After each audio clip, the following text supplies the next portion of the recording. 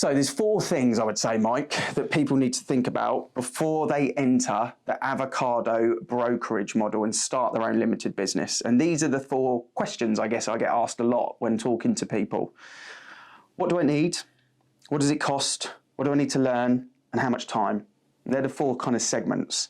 So what would you advise anyone that's thinking about doing this in 6 months' time, 9 months' time, 12 months' time, or at some point, or tomorrow, which could be a challenge, but what do they need day one? What physical toys do they need to start this business? So the basics, you're going to be running your entire business from your phone and your laptop.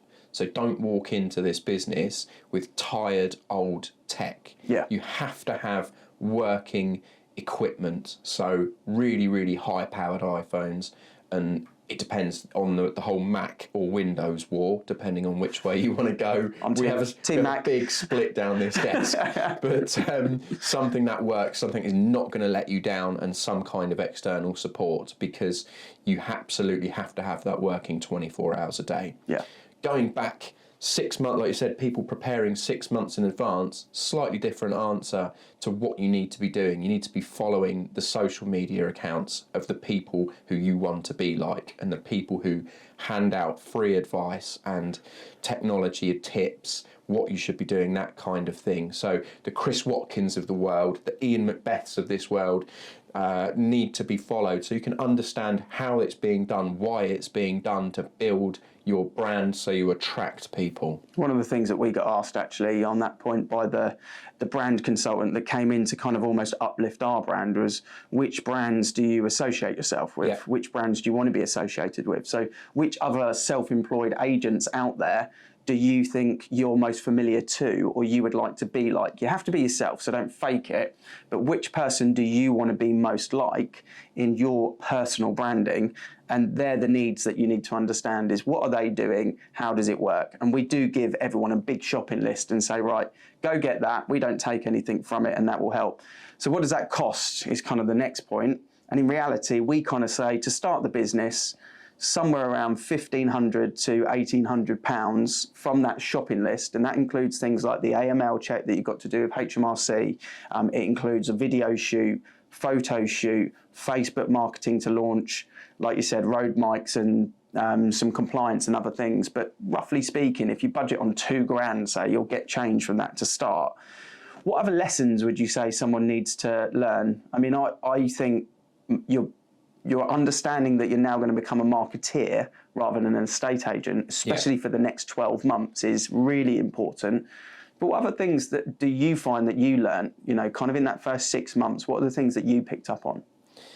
Well, I learnt the hard way that there's very few people to just pass things on to. I came from a massive corporate environment where there was always someone in a department that you could hand off something that you didn't want to do, you didn't know how to do. So you become someone who has to be resourceful. It's the only word for it. You've got to figure it out, because again, it's all on you. Now, within our brand, we're here, and there's 20, 25 other partners who have all been through the kickoff and all been through the same problems that you've been through. So there's already a network of people to rely on, but the responsibility stops with you and you only. It's all very well saying, oh, I was a manager or a director at this business, but there was always someone else there. There was always a PA, there was always a financial person, there's always an MD that you could rely on to go, oh, I don't know what to do.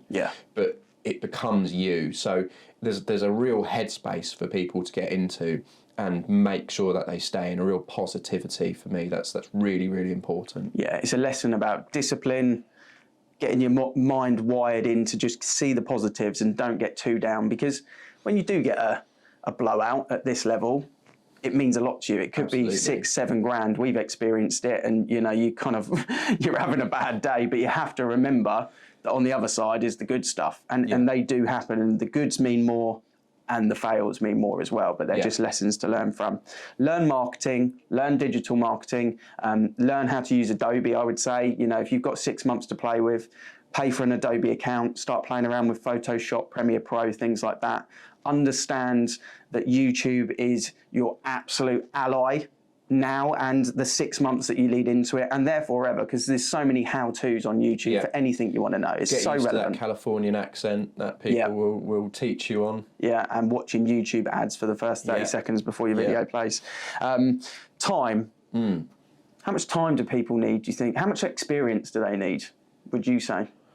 I think you need 6 to 10 years of high-level agency experience to run your own business, because you need to be bulletproof in your confidence that you can do the job, because you'll be learning other new things. So having doubts about yourself as an estate agent when you're starting with everything else that you're starting to learn is not a good place to start from. You have to know everything inside out. So that's just an autonomous part of your job, because as you said, you have to learn digital marketing, you have to learn Adobe, you have to learn production, you have to learn how to attract people, which you've never had to do before. So the estate agency has to be automatic to you. I think also the lessons you learn from doing valuations are vital when you start your business, because you need to know the answers to those questions. So if you haven't done 100 valuations in your career, don't even get stuck into it. I know there's models out there that will bring negotiators on, but just don't do it. You're going to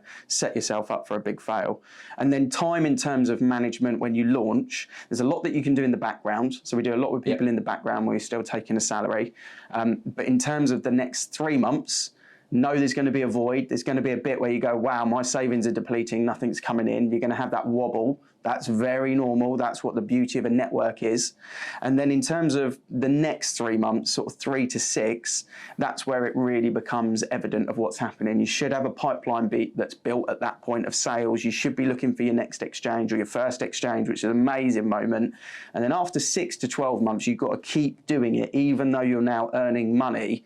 Keep doing it and push through to that next 12 to 24 month window, where actually then it can start to become a proper business at that point. But that's a rough idea of the timescale. Yeah, I think people I've seen sometimes get caught in a little bit of a trap that they've built a pipeline of 50, 75,000 pounds worth of business, and a switch goes in their head like, I've completed it, I've done it.